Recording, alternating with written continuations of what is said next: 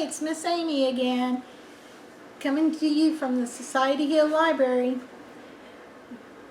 Today we're going to read chapter 3 and 4 from Ivy Plus Bean by Annie Burroughs. Chapter 3, The Ghost of Pancake Court. Bean was hiding inside a big round bush in her front yard. The bush was right next to the sidewalk. It was very scratchy and sticky inside, but Bean needed to be in the bush for her plan to work. Here's how Bean's plan went. She took a $20 bill out of Nancy's purse and taped it a long thread to it. She put the $20 bill on the sidewalk. Then she held on to the other end of the thread and climbed into the bush. Nancy would be coming home from school soon. She would see the money on the sidewalk. She would bend down to pick it up. Bean would quickly pull the money away, and then Nancy would freak out. Bean could hardly wait. There was only one problem. Nancy didn't come. Bean sat inside the bush for a long time. A branch poked her arm. Leaves fell down her shirt. She itched. She waited. Nothing happened. It was very quiet. Bean was hardly ever this quiet for this long, because there was nothing else to do. She looked at the house across the street. Really? It wasn't across the street. It was around the street. Bean loved her street. The first reason was its name, Pancake Court. The second reason was that it ended in a big circle right in front of Bean's house. Her dad called it a cul-de-sac. Bean called it cool. If Bean started riding her bike at the end of the block and pedaled really, really hard, she could whiz around the circle, tilting low over the side walk like a motorcycle racer. Slam! Bean looked up. She saw Ivy come into the front porch and plop down on the top step. Bean squinted at her. Ivy looked strange. She wasn't wearing a dress today. She was wearing a black bathrobe with lots of little pieces of paper stuck to it. Weird, thought Bean. She squinted some more. Instead of a big book, Ivy was carrying a stick, painted gold. Bean made a face. What a goony costume, she thought. What a dork. Ivy sat. She didn't do anything. She just sat there all by herself. That was another strange thing about Ivy. She didn't mind being alone. She never played with anyone. Bean played with everyone. Big kids, little kids. All the kids in the neighborhood played with Bean. Even Crummy Matt, who was crummy, he threw other kids' toys into the road, wanted to play with Bean. She took care of the little kids. When they fell down and got blood all over their knees, Bean would take them home to get Band-Aids. The big kids let her play with them because she had good ideas, like seeing how many backyards they could cross without touching the ground. Bean loved big groups of kids playing big games like pirates or hide-and-go-seek. Sometimes Bean wished she was an orphan so she could live in an orphanage with 100 other kids. Of course, she didn't tell her mother and father that. Bean watched Ivy alone on her front porch. Wasn't she lonely? How Ivy was mothering something that Bean couldn't hear. And then she began to wave the stick in the air. Bean couldn't stand it anymore. "What the heck are you doing?" yelled Bean from inside her bush. Ivy looked all around. Bean forgot that Ivy couldn't see her. "What's with that stick?" she yelled. Ivy's eyes got big. "Who's there?"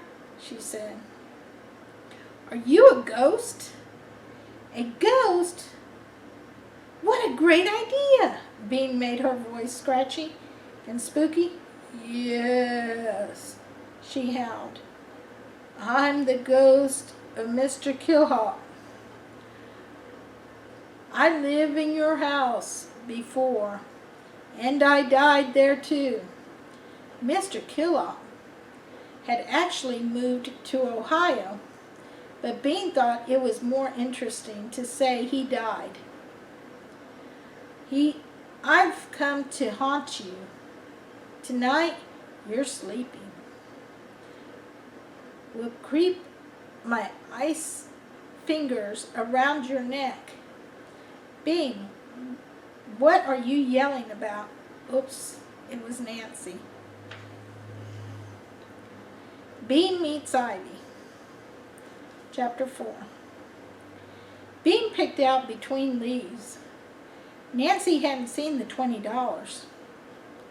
She was standing on it. Thought Bean. Her plan was a bust. But if she could keep on being a ghost, maybe she could scare Nancy a little. "I'm going to wrap my fingers around your neck, too," she howled in a spooky voice.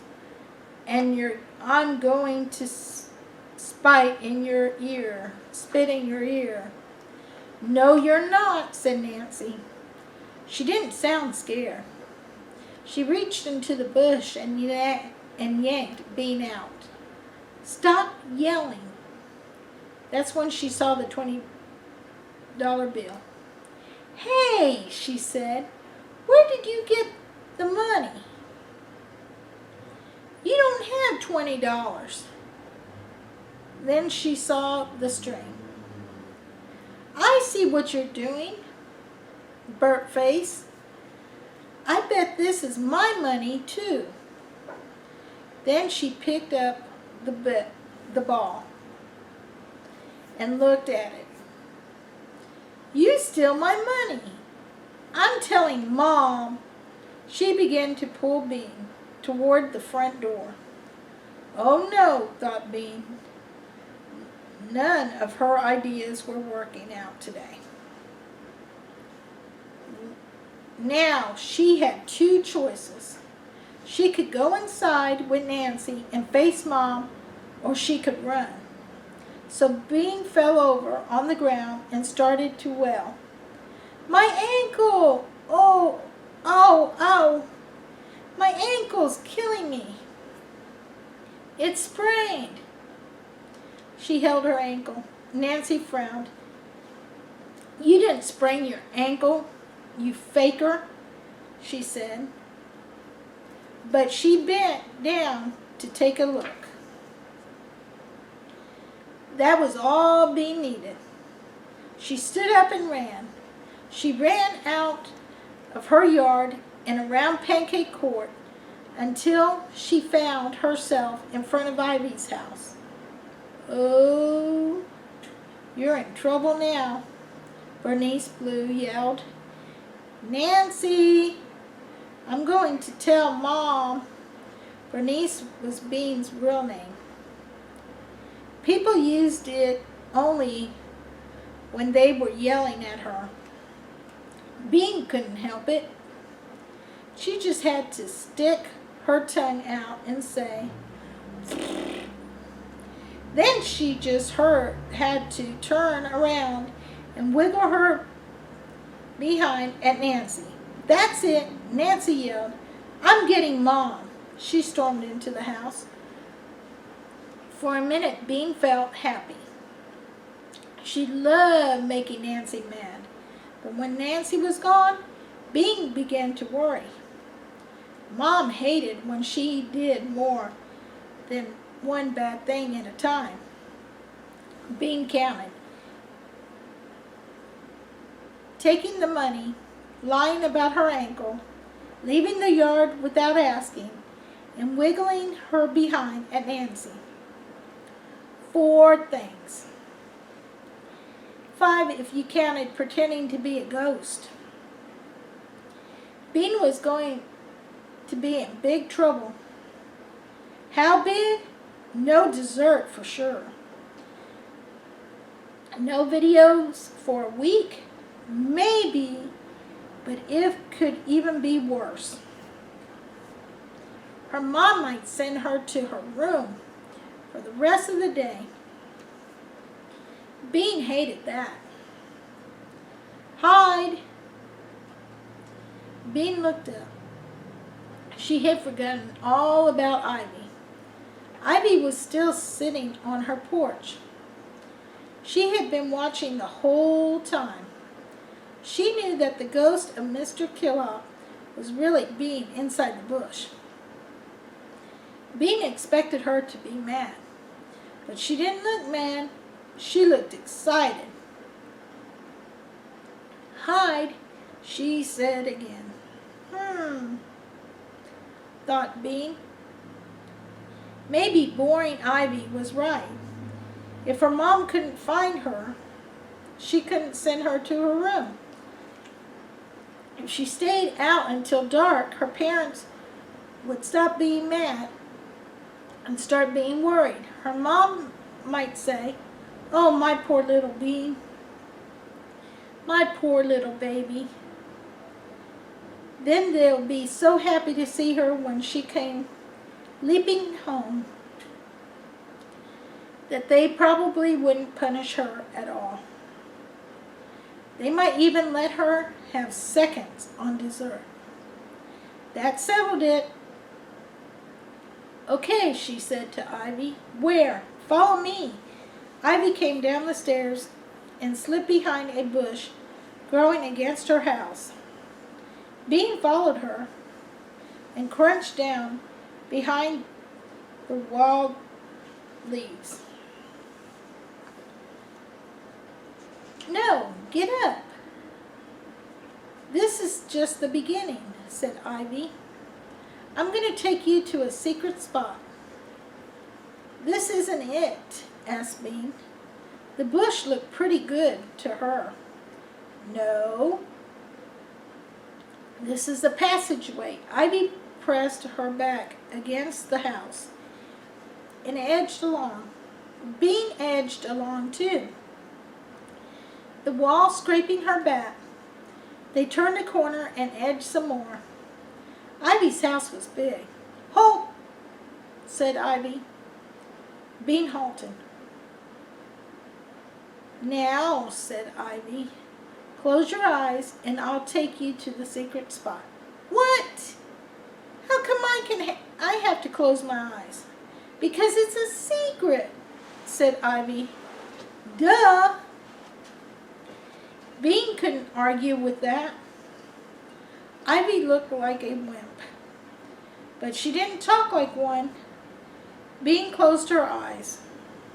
She felt Ivy take her by the elbow, and together they went down some steps. A door opened. More steps.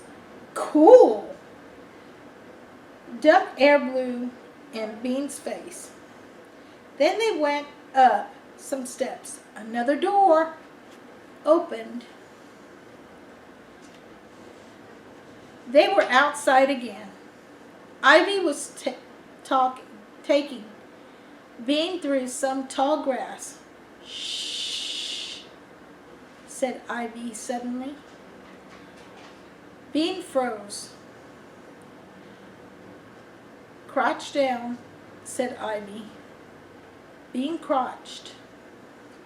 There was a silence. Okay, you can get up now. What happened? Asked Bean. Spies, said Ivy. Bean figured Ivy was probably making that up. Now you can open your eyes, Ivy said. So next time we'll read chapter 5 and 6. Hope to see you next time.